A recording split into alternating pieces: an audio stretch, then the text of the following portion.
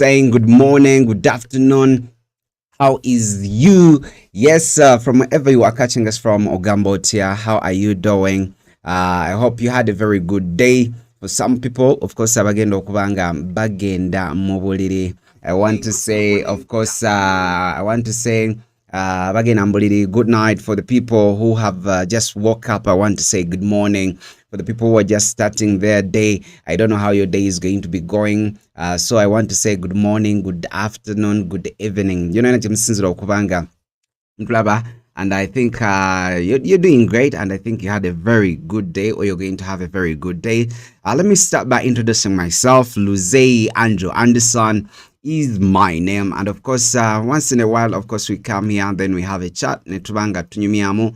Here and there, we talk about different things, yeah, as long as it is anything that really interests human beings. We come here and talk about it. So as long as you're tuned in, I want to say thank you very much, of course, for sparing your data. Okubanga, you create some time and then you'll be here and then, we chat, we have a conversation. Yes, in case it's your first time, to be viewing in, it is very okay. You can go ahead and subscribe. And just in case you've subscribed, you can also hit the bell, yeah, so that you get the notification, so that each time we come here, you're one of the first people to be watching. And that's when you hit that bell. That means each time we come, yes, ogenda kubanga nawe, olaba, and then we get to talk about different things as long as it interests us. Luzei Andrew Anderson is my name.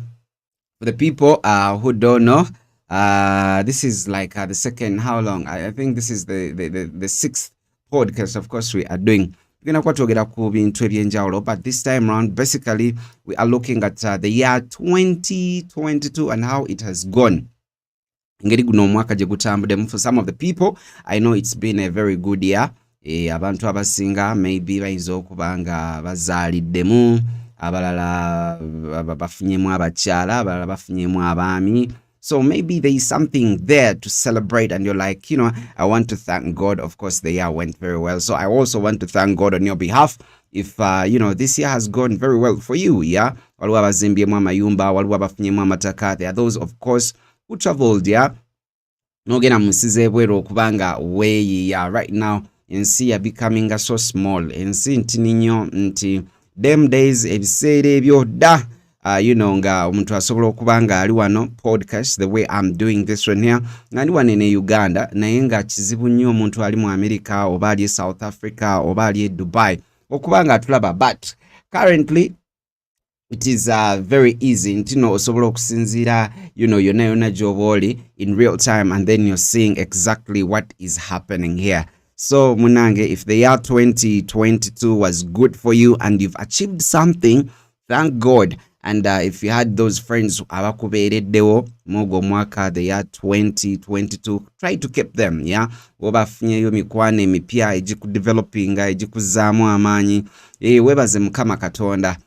So if you're still breathing, that is the most important thing. Because the mere fact that you're watching this podcast, yeah, nga olaba nga kwoli, era ekyo kiba kitegeeza kinene nnyo, because there are some people right now who cannot even be viewing here. So oli waba tasobola kubanga alaba, tasobola kubanga ayina essimu ye obanga ayina computer ye obanga ayina kyonna kyayinza okuba nga akozesa okubanga alaba, kiba kitegeeza munnange oyo abeera mufu. So if this year has not been good for you, thank God, at least you're still alive. Ochayina obulamu okyassa.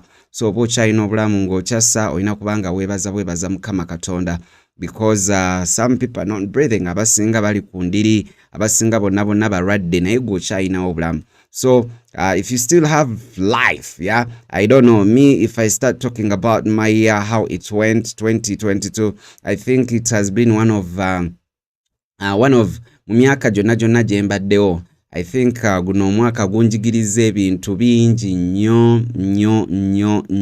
Njiza ebintu bingi nnyo n'okusinga obulamu bwange bwonna, I should say, because wotunuuliramu n'olaba the friends I got, the friends I lost in between, the businesses I opened up, of which some worked, others didn't.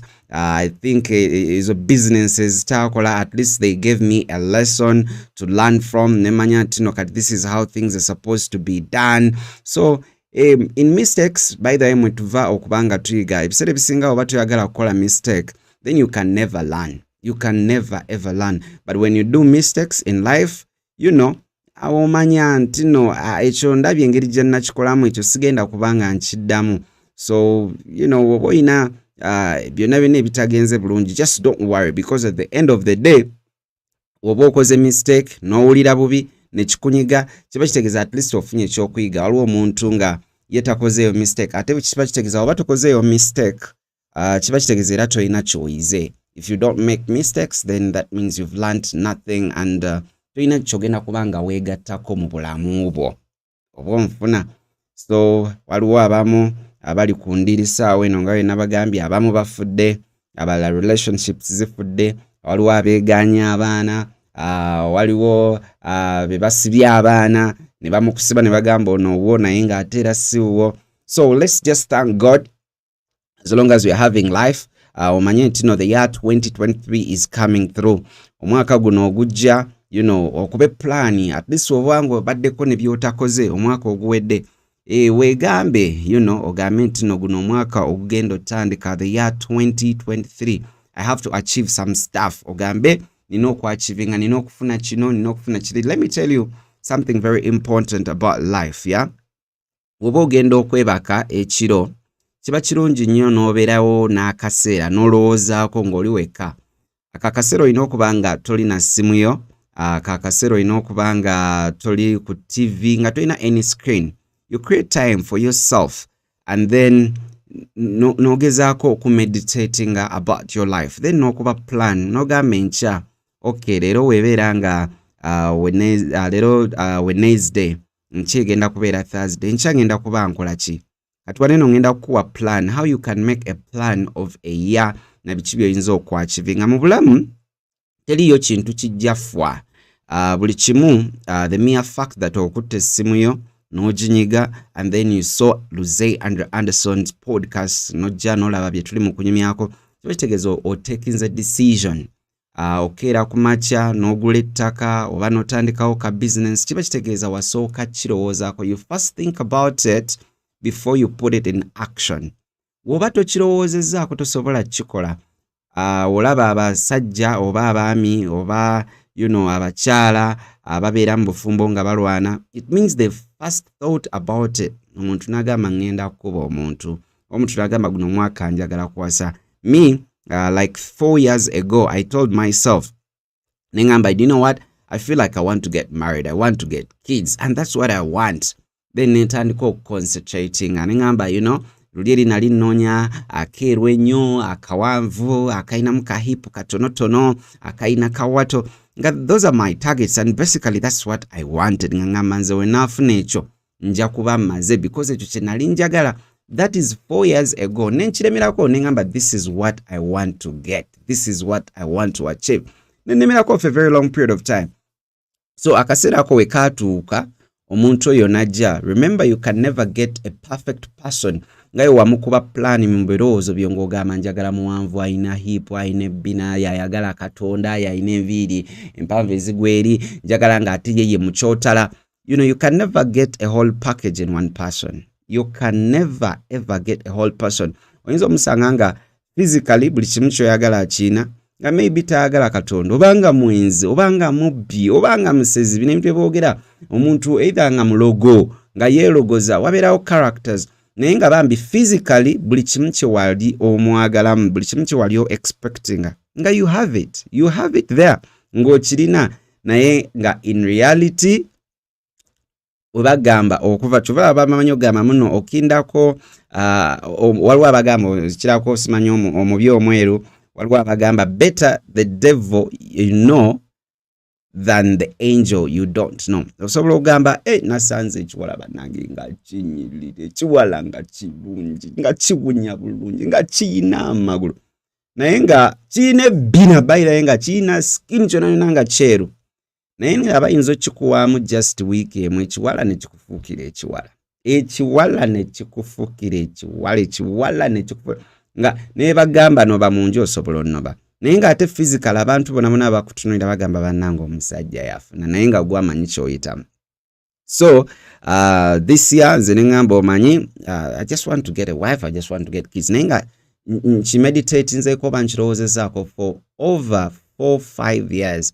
So when the right time came omuntu najja nakiyingira buyinza, I didn't even think about it. When they told me, you know what, now I'm pregnant, I was like, well and good, I'm going to go for this because I wanted it. So basically yadde nga nali sigambye nti nno njagala mu budde bwe buti naye nali nakipulaninga nga njagala kijje. So wekyajja I just welcomed it. Basically mbange yatabigwa mbugwe. So mbadde nimukugamba wobanga oyagala kuba plan ng'omwaka 2022 tegugenze bulungi obanga maybe kugenze bulungi naye ng'olina ebintu ebirala by'oyagala okwachivinga. This is how these things work. Yeah, and it is very important you notice how these things work. Otandika na lunaku lwo nga we nagambye n'ogamba leero ngenda kwebaka leero Wednesday enkya Thursday n'ogamba leero Wednesday ku Thursday kiki njagala okukola n'otandika nga olowooza kiki ogenda okubanga okola ku Thursday n'ogamba ngenda kuzuukuka we nazuukuka nja kunaaba mangu njagala nzuuke ku ssaawa nga 4 oba njagala nzuuke ku ssaawa 2 oba ssaawa 1 nja kukola kino nkole kino. So it'll be taken bwongo and you're like, this is basically what I want to do. And when you wake up, because when we say omanyi, you're thinking about that specific thing that you want to do. Wozukuka, make sure you do that. So lano tulimo kuba plan ey'omwaka the year 2023. Ne tutandise with your day tomorrow. That's how it works, with your day tomorrow. Okuba plan eya tomorrow, what you're going to be doing tomorrow.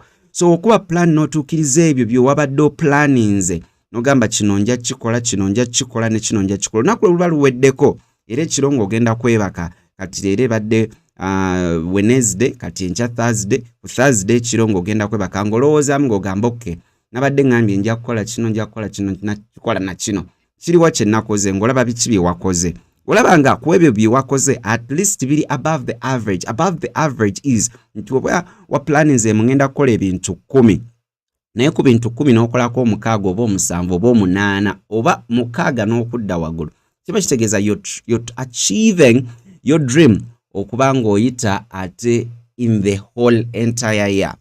So otandise na lunaku. So ova ku lunaku n'omanya eno week what do I want to achieve? Ebyolunaku weewe ebintu ebisoboka, things that you can attain, that are attainable. Don't make a plan of things that are not attainable, because osobola ogamba leero ngenda kwebaka enkya njagala nzuuke nga nina emmotoka naye nga ekituufu kyabyo toyina mulimu, toyina saving, naye ng'olowooza maybe God works in a mysterious way nti no bijja kugwawo bugwi. No, you have to plan for it. So because we planning ebiseera ebisinga n'ogamba kaseera wekalituuka maybe njagala nfuneyo akataka ku Entebbe road eyo, because okirina mutwe oli najja nga yeeyogeza mwana waliwo eyo alina akataka bikoze bitya naye lwakuba wakirowoozaako n'ogamba nkaagala nga kali ku Entebbe road wali watandika dde okukasevingira okukaplaningira naki kyoyagala okukolerako, so oli wajja nga yeeyogeza immediately you will jump on that. Ojja kibukira mangu okikole because already kyali mu plan. So omala n'okuba plan yo eya week, then that means n'olaba week eweddeko n'omanya what have I attained in this week, kiki ntuuseeko, then ogenda okulaba nali planinze kino na kino naye at least week wegenza okuggwerako I've attained it. Then you go for a month, and just like a month then you go for a year. No, so gamba a month, then 6 months, then a year. But when you don't do that, the problem that we have with most of the Ugandans and most of the black people, more so here in Africa, is tetuba na plan. Yeah, buli kimu kigwa bugwi. Oli ayinza okujja n'essimu, obadde oyagala iPhone, oba obadde oyagala kufuna iPhone 11. Oli najja nga mwana nina wanuka iPhone 8, n'obuukira iPhone 8. Don't do something that is not in your plan. What plan is tochikola, because that's how we end up being poor. Because ulichija oli mu kibuukira buli kijjo kyagala so obeerawo ng'oli planless, and when that happens kankubule, there is nothing you're going to attain in life. Yeah, there is nothing you're going to attain in life. Nze nsobola okubanga neweerako example here and there. There is a time starting to work on TV. Nasooka kuba nali ndi mu medical school. Yeah, medical school nga basomesa bintu by'abasawo. Naye nga okuva buto kyandimu nga njagala nnyo okudebate nga nze kasita abeerawo debate zino ez'okusomero simanya water is better than fire, girl is better than boy, woman is better than man. Nembiyingira when I was still at a young age. Kati mutwe ne kimbeeramu nga mbyagala naye nga simanyi omuntu akola debate nga ali mu P1, P2, P3, P4 in primary. I didn't know what jobs can they take up in life. Nga simanyi ky'omuntu oyo kyayinza okola mu bulamu. Like seriously, nga simanyi nze njagala kwogera bwogezi. Then ngendo tuuka awo kati ntuuse by the way ne secondary njivuddemu nze nga njagala bwogezi kwogera nze kasita abantu kale obaba nga tebandaba nga nina wendi nga tebandaba nga njogera ngekyo kinyangwira nnyo naye nga babeeramu abangi. Of course I get intimidated, mbamu n'okutya. And remember, if you want to be successful in life, yeah, if you want to be successful in life, it's very very important okubanga omanyi public speaking. If you know public speaking batera nnyo bisomesa, but it's very important osangayo omuntu nawe osobola okwerowoozaako ng'oli muntu mukulu, maybe osusse emyaka 2, but you cannot express yourself. Expressing yourself is as an nebagamba omanyi waliwo ka meeting akaliwo oba ka meeting ka kyalo oba ka meeting ka family nebagamba naye soko yogereko ne family gwe kicho yagala obagamba nga ebyaddala mutwe gwo omanyi kyo yagala obagamba ebyaddala era nga gwe mutuufu ebyaddala era nga gwe mutuufu ebyaddala nga nekyo yagala okwogerako kituufu naye ate era ebyaddala abo bonna abaliwo mu family meeting nga tewali ayinza kyogerako oba tebalowooza bulungi nga gwe. But the problem comes in until you cannot communicate. You cannot communicate. So we are going to be tapping here and there. Basically, tujja kubawo nga tunyumya ku bintu bingi. So oba tusobola communicating, at the end of the day you notice that you always lose very many opportunities in life. Opportunities zigenda kujja oziluzinge lwako olina okujja oyogere n'abantu oba bali mu kubba ttaka lya kika oba abenganda. I don't know how you've been this year. N'abenganda zo your sisters and brothers and then the relatives mukwatagana mbade mukwatagana oba temukwatagana naye nga you cannot communicate. It is very important kyobula mbade okasulawo oyige public communication. Buli muntu munanga abeera ati okwogera mu bantu. I'm telling you. Era bonna boolaba n'abeekazi abo abayita simanya motivational speaker simanya biki babeeramu okutya naye okutya obeerako n'ekyokola osangayo oli ye nga waaba agenda okwogera mu bantu ng'akimanyi ngenda kuba ntya either agenda kuba ayina ekintu kyakola n'engalo ze oba agenda kuba nga waaba ayogera alaga body language engeri gy'atambulamu engeri gy'atambuzamu nga kimugjamu okutya oba oli wajja ku bantu nga bangi basukka 10 ng'agenda kwogera nga naye alimu okutya nga ye kyasooka okukola asooka n'ayogerayo ka joke asooka n'ayogerayo akantu we museka now becoming comfortable. But it's very important. And if you did not public speaking, make sure for the year 2023 uchikolako you make practices genda in front of the mirror gezako kweyogeza weyogeze olabo bakisoboka. Now importance of public speaking. By the tuli mukutwala how you can make plan and be successful for the year 2023. Wotunulira in Uganda we did not have social media. Yaliwo eri naye nga si amaanyi ebiseera ebyo abasinga bali bakozesanga faxes abasinga bakozesanga balina ebintu bakozesanga naye nga tebiri nga byakakati. Right now tulina Facebook, tulina Instagram, tulina Twitter, tulina YouTube, tulina very many social medias. Naye weegendereza waneno mu Uganda and even globally abantu abali becoming the so-called celebrities or influential people nga wayogera abantu bonna bawuliriza kikyayogedde oba kikyapostinze. How does it start? Otunulira kati abasajja betulinawo wanene Uganda abasinga okwogera nga yayogera ava kweno TV nadda kweri naye nga abasinga bonna ogenda okukitegeera nga batandikira ku social media together with some of the honorables and the you know abantu abali mu politics. All of them ogenda okwegendereza kati otunulya n'olaba mumanyiyo Kaye Wisdom yali ayogera nnyo. That's how he has gotten opportunities okuba n'abantu beatandi meetings right amanyi ekintu kye bayita public speaking.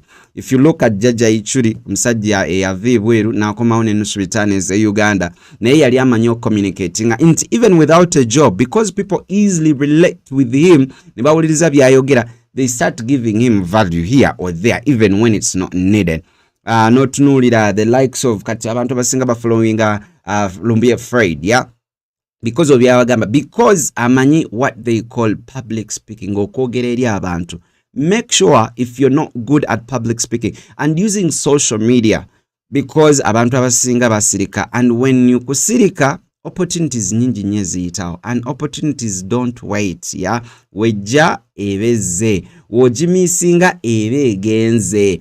So wobanga osobola okweyogera ne ogenda osaba omulimu. So nganze unade mbagamba nganze njagala kwogera bwogezi. I just love talking, you know. I love talking but ngolumu sagala abantu baberenga bananenga njagala nnyo okwogera because I want omuntu ategeere kye mugamba. Njagala nnyo explaining. Before I know it ndi mu medical school ngindo okulaba ku TV ebiseera ebyo waliwo WBS abalabanga zi Power Ranger biki abalabanga ba Struck ebiseera ebyo ngindo okulaba nga you know someone they are advertising abagamba hey we need someone who can come and then work on TV as a presenter show host bichi namba I think I can do this. I had a cousin of mine nimugamba but do you think I can do these things nangamba nsobola okukola ku TV because now that's when I remember how many years later like 15 16 years later nangamba no first try soko gezemu okolemu awo tulabe. Then I did nangamba soko kolemu eno show nenkolamu kale kolamu neno nenkolamu kale kolamu neno nenkolamu kendola no bine ebintu no bisobola nemugamba mbakuba obakuba ngamba kale kati company transport ndi mu medical school. Before I knew it ngenze ebiseera ebyo bali bazita icon looking for the best presenter and I got the job. That's how I got a job. And right now, I'm in my career. My career, I've done TV for the last 13 years and still counting. So, for the year 20, wadenga tubade tutunira how you could really be successful for the year 2023. Public speaking is very important. You using your social media. Katunira baserebo betwina wona. Most of them are coming from social media. Gone are the days when TV ngoli okola ku TV yoyo serebo. Gwe balaze ku TV abera serebo. Asinga okugera ku kyalo yabeera serebo ogendo kyegendereza nga it is the people basically it is in life whether kufuna mulimu kufuna ebyakabi kuyita nze sobola kwerabira when I nkyasoma I think I was in my primary kati ebiseera ebyo kati nga amanyimuko nga nsobola okwogeramuko kazungu because nali nakula n'abazungu kati ng'omwana ajja ningamba ayina choka muzijjukira choka ezokwandika ku lubaawo. Then ninjimujjako nangamba ngenda gena nklope bichi nze agirense nemugamba genda olope naye ngoloza lwaki nesiga genda olope nagenda mu office nalopa atijukira mu office mwina kwogera luzungu naye nga ndishuwa gwenchokoleza yeah the one of it's me basically who caused the trouble. I knew he could not communicate when we go to the office. I knew he would not communicate. So I went to the office, they called me. When they called me, they're like, okay, Anderson, what did you do? Then, of course, we are at school, primary, you're supposed to speak English. Then I'm like, okay. So I started explaining, but everything I was saying, it was a lie. I was like, you know, this guy came, he found me seated, blah, blah, blah. Nenimba limbao. Nenga katiruzunga nchimanya utasobola kudda. Taina chayinza kugattako. Bwenchera ne maliriza nga nze good boy nga ye bad boy. Oba okitegeera kati awo gibera miggeje Uganda emigo gya primary kiba kitegeeza ye baali bamukuba nze baba bandese. Why? Because I could communicate. So if you want to start more opportunities and more chances in life, yeah, it is very important learn how to communicate and express yourself, because if you cannot express yourself you lose very. Niwe kabira kakazi kalungi nga kakazi kalungi oyagala kakwana nga kakazi kalungi niwabeera musajja ng'omukazi oyagala kwetega musajja ono naye nga you cannot communicate. Oh my goodness, kibeera horrible. Nagendako e Rwanda nensanga omukazi Katonda wange ng'omukazi mulungi. Whoa. Now when we started communicating, oh my goodness, first of all there is language barrier, second of all they don't have kao in them, third of all she's very beautiful but talking like a very ugly woman, and of course morale egwao. So for the year 2023, I'm telling you, if things did not go well for the year 2022, what I'm advising, it's important. It's very important. If you can, do the best. Learn public speaking. N'abantu abali nuisance in this life. Nuisance. Though no, you cannot come out no gambo yali nuisance. But waliwo abantu abamu nga oyo yete twani muwuliriza. Naye lwakuba ya awa opinion ye, and you have to listen to it. Wadde gwe asinga otegeera nga ate era kituufu, but you cannot communicate. So basically they are going to think maybe ona yategeera. Yeah, so that's why okusirika nakyo kirungi, but again newosirika at one point you're going to communicate. So when you communicate, make sure neobanga toyogera nnyo, because communicating doesn't mean specifically nti no inakubanga oyogera nnyo, but make sure that time when you say something, it is basically very valuable and people will take sense out of it. Neobanga oyogedde ebigambo bina. There is a time, because over the years zembadde nkola shows nyingi nnyo ku TV. The other time nga wabeerawo oli asinga okwagala okwogera. Yeah, I don't know if you've watched even those shows online. There is always that one person who likes to talk a lot. Nalaba buno bwana waliwo simanya bagiyita batya. Nalaba buno bwana oba gaalo toko. I think eri ku NBS. Yeah.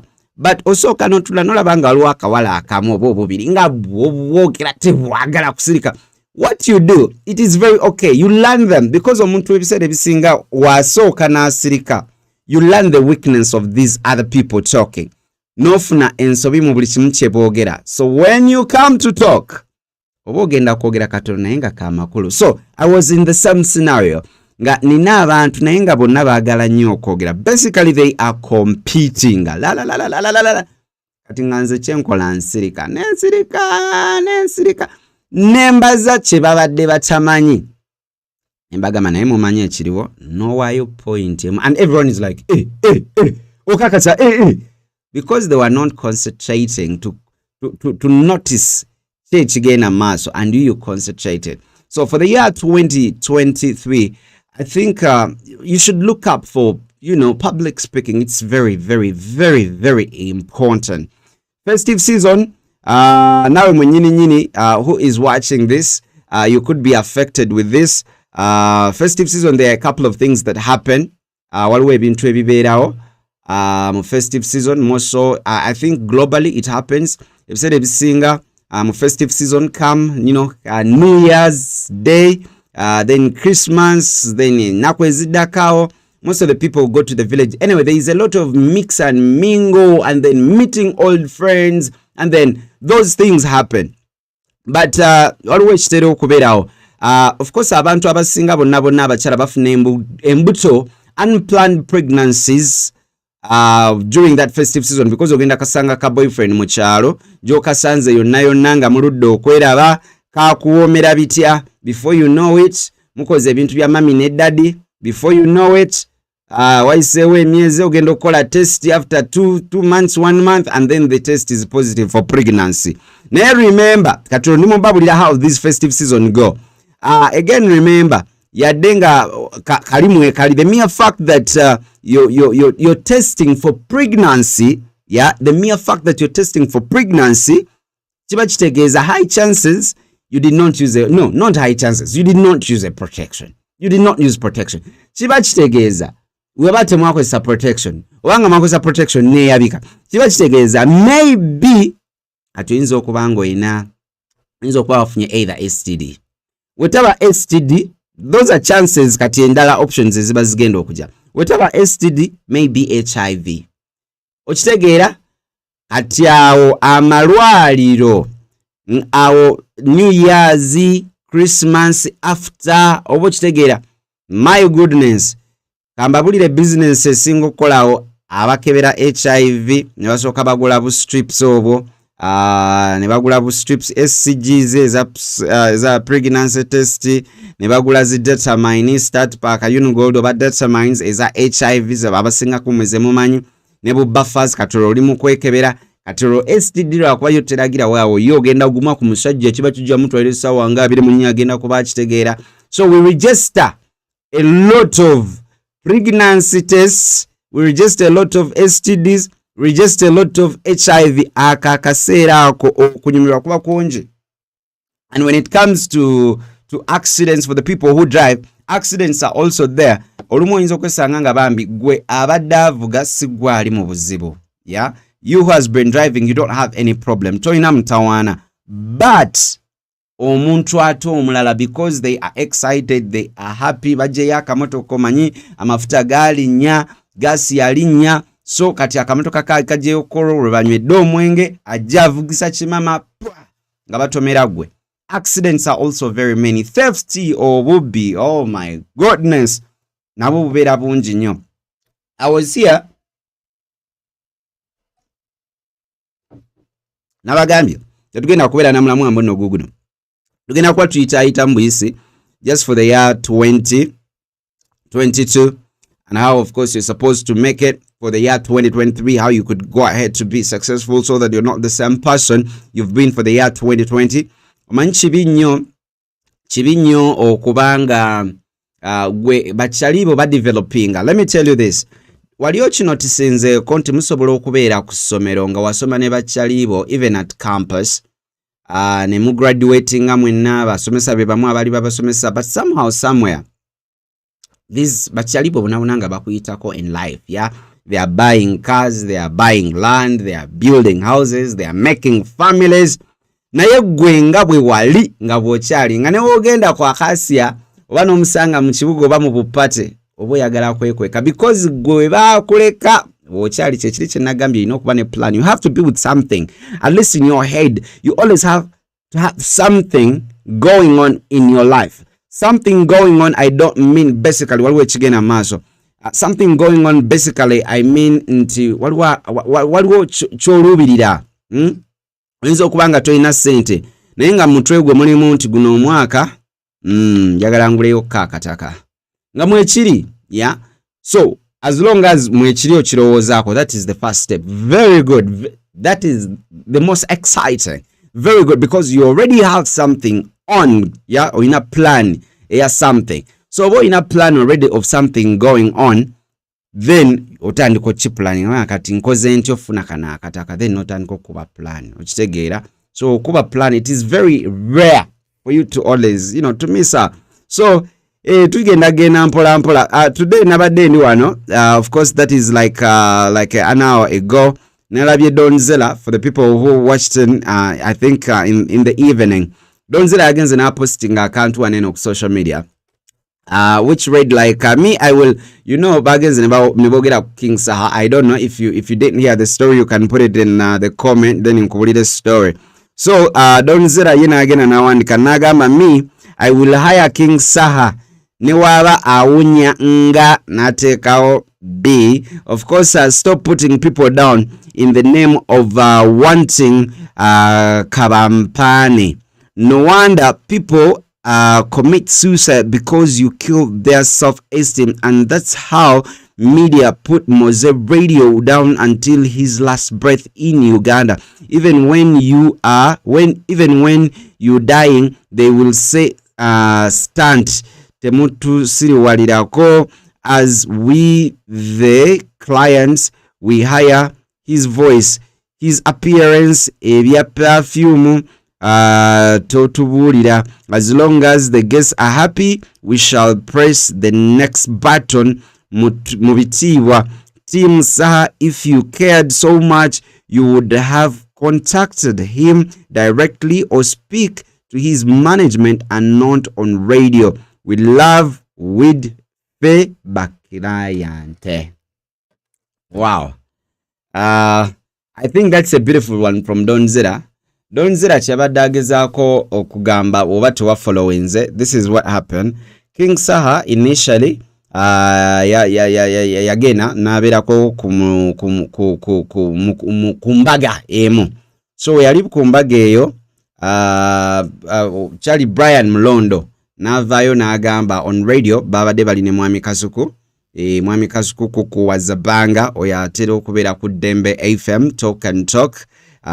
Still the same guy akola I think ku Spark TV. Yes, if I'm not mistaken. So n'agamba Brian Mulondo nti wekijja ku King Saha alina okwetereza. First of all yagenda ku mbaga y'omuntu ng'awunya enjaga nga y'amaanyi nnyo enjaga ng'ewunya mbu ng'awunya obi. Na recommending anagamba at least King Saha yandibadde afuna mouth fresheners oba n'afuna ku perfume waba tafunye ku perfume maybe at least afune chewing gum ng'agamba kye yakoze okugenda ku mukolo ku mbaga y'omuntu nga awunya enjaga it was not legit. Kyali si kyakabi n'agamba abantu abamu tebakyaza because of those habits. Donzera yagamba no it doesn't matter. Abantu mwagala kusabusa bantu wansi mwe buli kaseera mubasa wansi radio. That's how radio died. Yeah, on the other hand, if you look at Donzera, I think tetuyinza mukondeminga. Tetuyinza mukondeminga because otunulira most of the people who are on social media right now because kati ye platform nga wena gambye buli omu alina opinion nye and people talk about different things. So wekijja ku muntu nga King Saha and basically what was said, you cannot take it away that, but again you cannot condemn. Tulabeke mabega abantu ng'oli apostinze ekintu kyo ku social media. You come, you wake up early in the morning, Facebook yo gwe yagigulirawo, Instagram yo gwe yagigulirawo, and guess what happens? Oli najja takumanyi takulabangako temunyumyangako n'atandika okuwemula ebigambo mu comment. N'ogamba naye kati ono ki? What is really the problem? N'akuwemula n'akuvuma tomulabangako tomumanyi. Ebintu ebyo ebiseera ebisinga omuntu ayinza okufuna depression.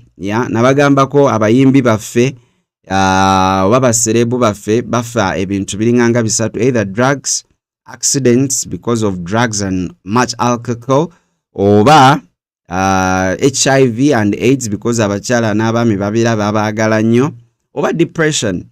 You've seen all these big celebrities that you people look up to. Nemugamba about Whitney Houston, the Michael Jacksons.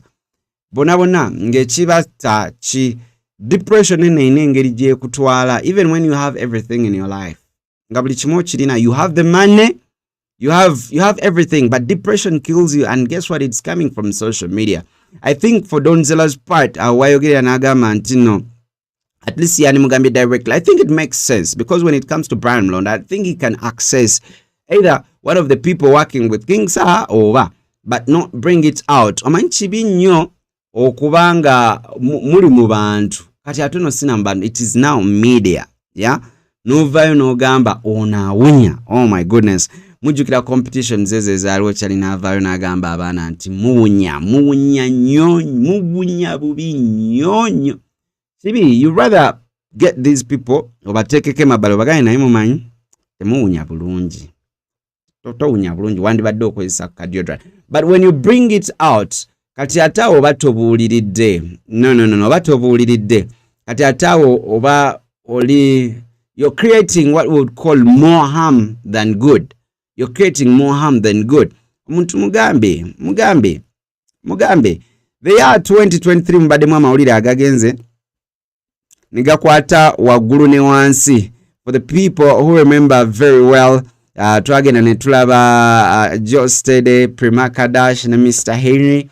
A lot was said. I don't know. Do you remember that story? Of course, gye byatandikira, Joe Steady n'ayawukana ne Prima, which was very okay.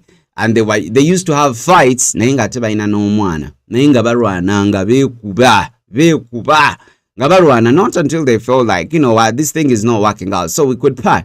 So of course just n'agenda neyeeyiiya bibye, naye era nga omanyi mu relationship ne Prima n'agamba kamulumye. So mu kumulumya naye n'agenda n'anoonyayo ekisajja ekirinamuko kanyama. Kirinamuko kanyama bano abasitula obuzito okuva ku makya paka lweggulo, naye obuzito obwo because nze we nali nsoma nga batusomesa mu physics batugamba what is work. Batugamba work is time is distance, if I'm not mistaken. Manyi kati nimugezaako okujjukira byedda nti calculating omulimu omuntu gwakoze olina ocalculatinga time ne distance. So obala time kijakoze atambudde kukomawa no time uzi ngogenda funa naye bana abasajja baffe ogamba ovawa I'm from working out omugamba wabadde ositula bukimbadde nsitula weights buzito obadde ositula buzito wabujjewa nagenze mu gym obuzito wamaze wabuzizzawa nabuleseeyo mu gym kati ogenda okubala abalamu n'ogamba okay agenze mu gym. Time is distance, ogenda okulaba nga byonna birizira abatalina kyakoze. So Prima n'afunayo bambi kachali ako ka Henry ako kachali ka Galaxy FM ne bavimba. But for the people who don't know, gundi yewe yali akikola Prima yayagala kulumya just steady because ekisinga okwewunyisa yasooka ne yeetega abavubuka bangi nnyo bonna era nga bafaananamu oyo omulenzi oyo Mr. Henry wa Galaxy oyo yeefula kansala wa love. I don't know why bano abantu naona abeefula bakansala ba love obegendereza love zaabwe tezikola bulungi. Waliwo ono Sofia Tebi kansala wa love naye love ye yagaana. Omulundi ogwasembayo mwamulaba amawulire gamulaga nga akasajja kali mu mugoba munju naye wajja mu counseling bannanga ayinza okujja n'abakansoling n'abagamba bannange temukola kino kyobulanze basenga sibakkiririza. You cannot tell me that nonsense. Senga omusanga basenga sina bafumbo yola ina kuzino kati the sengas are for hire. Wayenga senga no hiringa no muko ate nakuzina abantu banyivu ne mama ne tata baba hiringa. So I don't know otunulira oyo ayogera ku bintu bya relationship Sofia Tebi nomala notunulira Mr. Henry na ebibye byagana nomala notunulira Jacob omutuze simu bubi ayogera ku relationship na era na etebikola. And then the people who are quiet and they're not giving people their perception, things are working out nice. Oh mfuna, I don't know why. Maybe baina bisirani. Maybe baina bisirani. So oyo mchala nga agenda Prima Kadashi e wannabe Kim Kardashian kyovula n'erinnya lye yagatako Kadashi na Mr. Henry in between jukira bali balina omwana Josted ne Prima balina abaana sajja n'avaayo n'agamba kati abaana nze abakuza abaana bafuuka bange. Naye omusajja ng'ayogezza maanyi mangi abaana babo gwe yabazaala si gwe yabazaala naye muno abaana nze abalabirira bikoze bitya. Okay, katulabe film enu je nagwira. I was behind the scenes and I was looking ngamba kalira bala omusajja tonnaba nakuzaala mukazi naye nga gwaliko ate nafa abasajja kyobulaba maani waddenga abantu abasinga baagala bino bishuga mami nobeera ne shuga mami nakuteekamu akasente si kibi waliwo bashuga mami nadeveloping omuntu nambaako wamutuusiza munnange naye yagala shuga mami bagenda kufuga. Remember naturally nali sibimanyi omusajja gye buvanga ne gye budda asigala alimu obusajja bwe ate n'omukazi gye buva ne gye budda n'obeera ne ssente zenkanawa osigala naawe boss olimu ak'obukyala. Bankubidde ne ku bugalo ekyo kituufu nnyo kituufu obugalo bwo ne mumumpa kyo kituufu. Omusajja ajja sigala nga musajja omukazi ajja sigala nga mukazi.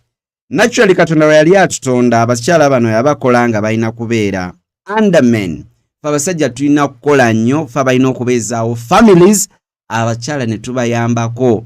Ekintu ekyo kyantwalira obudde okuyiga nze edda nga wema nkwana nga nze sigabira bakazi sente nga ngabira sente ku ddiru ozze oyagala kundaba Oze oyagala kundaba nange njagala okulaba so ffenna twagala bwetutekamu transport akulese n'akuzzayo n'ondabako oba nze nenzija transport gwentaddemu nzize njagala kulaba kati refund ebeera yaki oyina business mbu oyina by'otunda nga nze sente simanyi ez'enviiri simanyi nga nze manya naye kyantwalira obudde paka nga mmaze kkula nenkitegeera ne manya abakyala balina kubeera bakyala balina kubeera bakyala bami balina kubeera baami. So Mr. Henry n'ayingira obufumbo abuyingiramu ne Mr. Henry which was okay naye ng'ogenda okwegendereza ng'ate kati omukyala ye yalinga omwami ate ng'omwami kati alinga ye mukyala yasitula abaana yasitula obusawo yasinga okwogera yawazi advice abeera mu vidiyo z'omukyala eza TikTok simanya Instagram Facebook abeera mulinga ye mulo musajja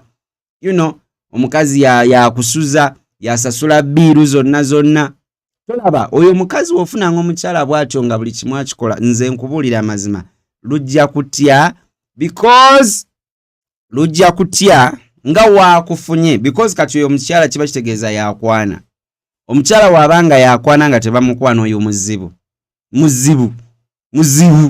era ajjatuuka ajja genda oba oyagala oba toyagala kiringanga kati gamba zaye yakwana yamanya kati njagala ono ng'amwetega ng'akolamu byakoze ebimukoera ng'afuna omulala wakolamu byakoze ng'afuna omulala so kati omuntu bwotyo you cannot control them you can't naye obeera nga oli musajja ate awo bajja kukugondera munnange because omuntu yenna naturally obeera ewammwe ne bagamba kumayo wakasaawa 2 maama ne tata we bakyakulisa nga bakyakunywesa you basically do what they tell you we bagamba olina okubeera wano kafyu ya ssaawa 3 olina okubeera ewaka naye oba weesasulira bill zo tewali n'omu agenda kukwatako because you pay your fucking bills alone. No one is going to make noise. You get the point. So omusajja yafuuka dem omukazi n'agenda ebye Dubai mwabitegeera we agenda Dubai ne balyoka bakala katooli bannange bakala katooli ne ngamba ayabes naye nga kati waliyo ka girlfriend anti kati Mr. Henry mufudde ka girlfriend ngaliyo ka girlfriend akayina ne braids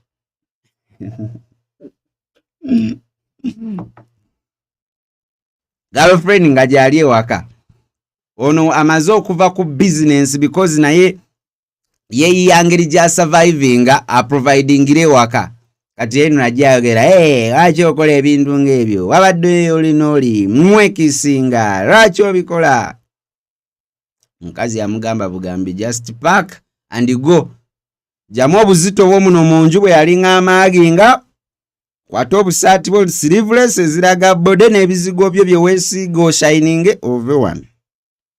It could not work out. And guess what?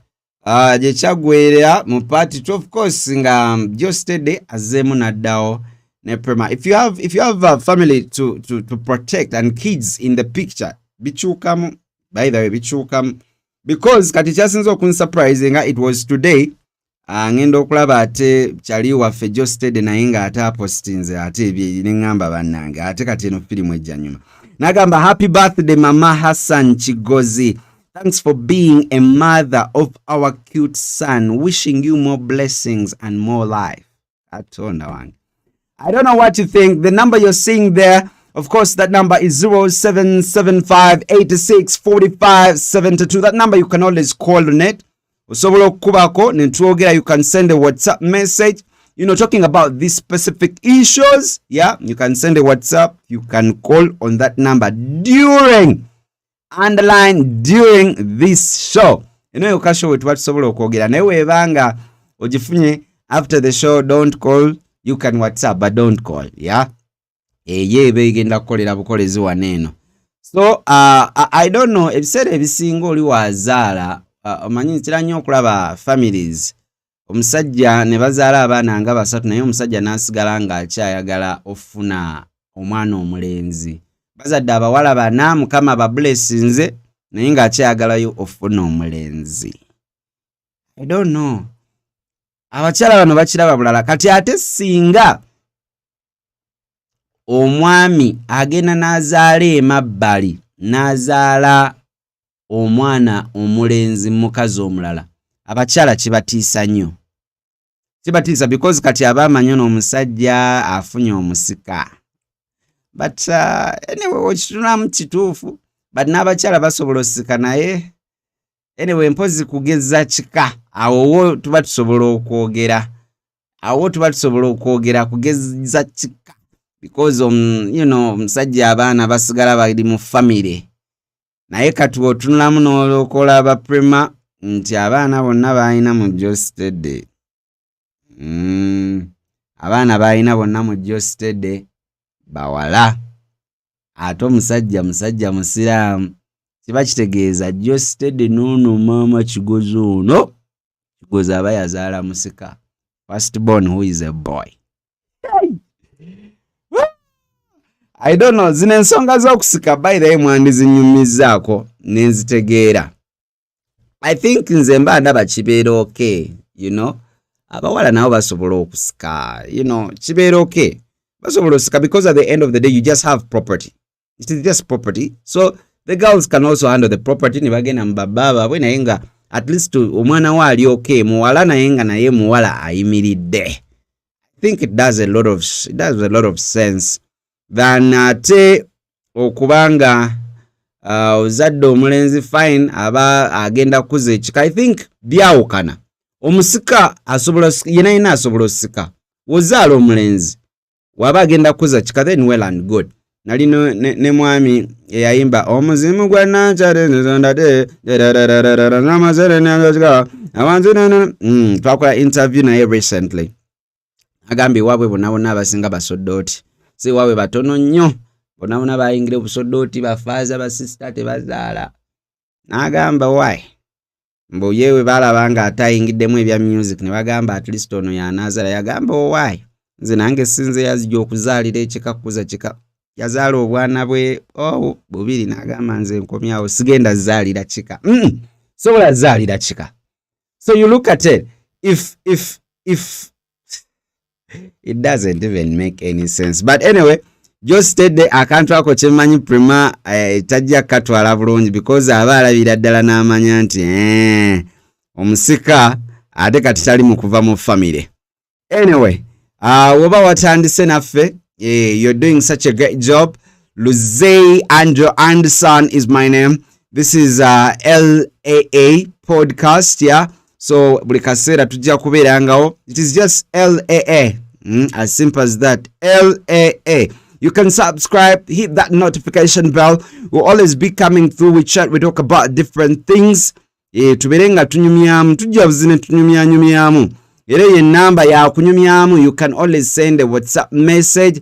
You can always call in directly. Then we have a chat. We can talk about different things. We can talk about anything as long as it interests us.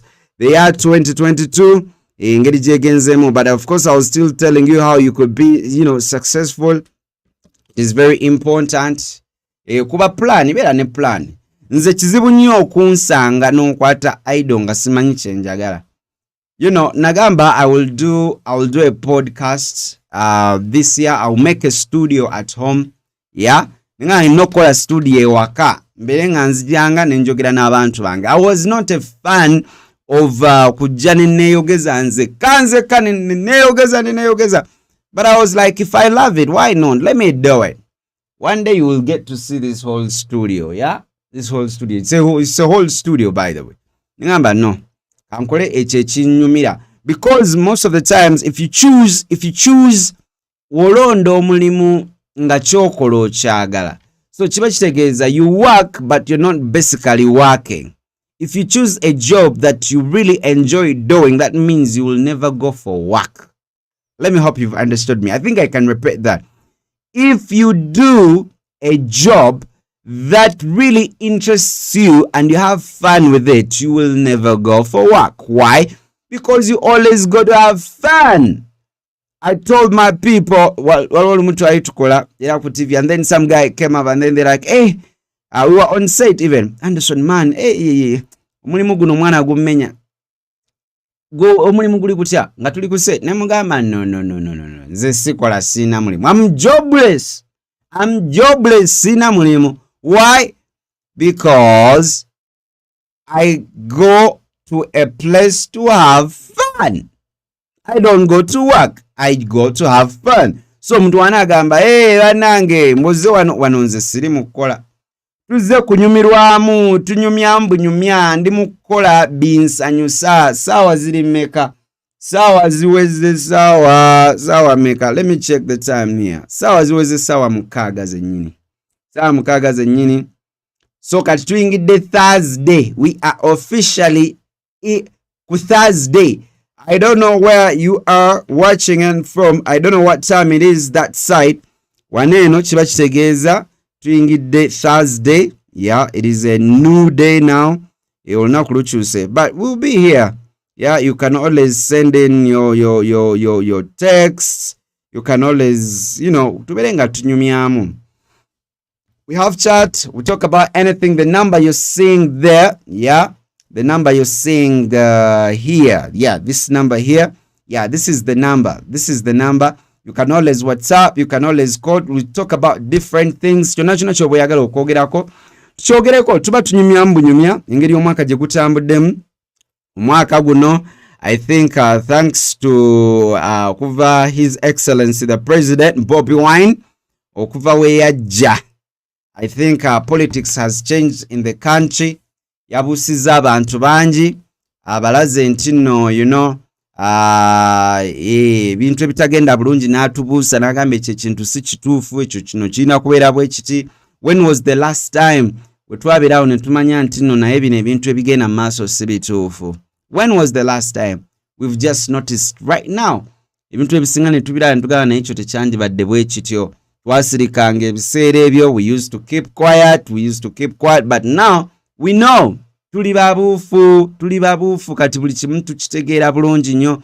Ever since Bobi Wine came through, omuntu toyinza kubeerawo. I don't know, people are so mean. It is being so mean to be around all those years and you're leading these people and you still don't want to move away. It is unfair, yeah? Kibeera unfair. Tekikola sense. It really doesn't make any sense. It really doesn't make any sense. It doesn't make any sense.